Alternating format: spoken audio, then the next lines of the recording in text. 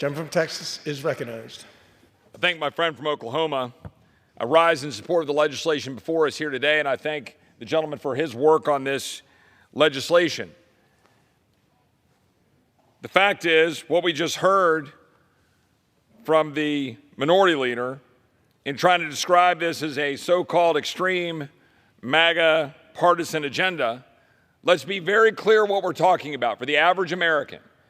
For the average American listening, what the minority leader, what the radical progressive Democratic Party is saying is extreme is a spending freeze into the next year combined with legislation that would guarantee that only American citizens vote in American elections. Let's just be very clear. I think the American people need to know this. What our radical progressive Democratic colleagues deem extreme is a spending freeze combined with only American citizens voting in American elections. That is a really important thing for the American people to know. We're here, yes, because Congress is not getting the job done. But let's be very clear that the United States Senate, which is controlled by majority Democrats, has passed precisely 0 appropriations bills through the body in the Senate. 0. House of Representatives in the Republican majority have passed 5 bills. It would be my preference that we pass 12. But we sit here today trying to make a determination on how to proceed. Now, I don't think anyone in this body on either side of the aisle, nor my colleagues or friends around this country, look at me and question whether I would prefer that we cut spending.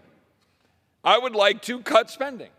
I don't think we should be funding the agenda that is being driven by Vice President Kamala Harris, President Joe Biden, and my radical progressive Democratic colleagues. I don't believe we should continue to fund a Secret Service that can't protect the former president without reforms. I don't think we should continue to fund at current levels a Department of Homeland Security that leaves our borders wide open so that Laken Riley is killed, so that Rachel Marin is killed, so that Kayla Hamilton is killed, so that Jocelyn Nungare is killed, and her poor 27-year-old mother is left to have to be a witness in a hearing in the House Judiciary Committee talking about the gagging and the raping and the binding and the murdering of her 12-year-old daughter in Houston, Texas. And the ultimate result of all of that is that we now have to wonder whether non-citizens are voting in our elections. And the fact is, we know there are. We have cleaned off rolls in Texas, 6,500, including 2,000 we know voted in elections. In Virginia, 6,300 that were cleaned off, with 1,000 that were included in the elections.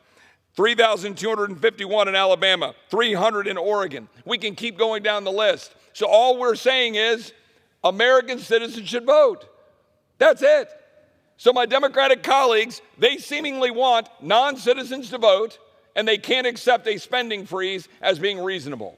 I rise in support of this bill, and to my colleagues on this side of the aisle, His time has expired. Additional 30 seconds, Mr. Speaker.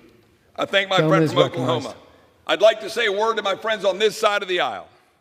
A year ago, 21 of my conservative colleagues opposed a continuing resolution that would have cut non-defense, non-veteran, non-homeland spending by 30% for 30 days and included H.R. 2.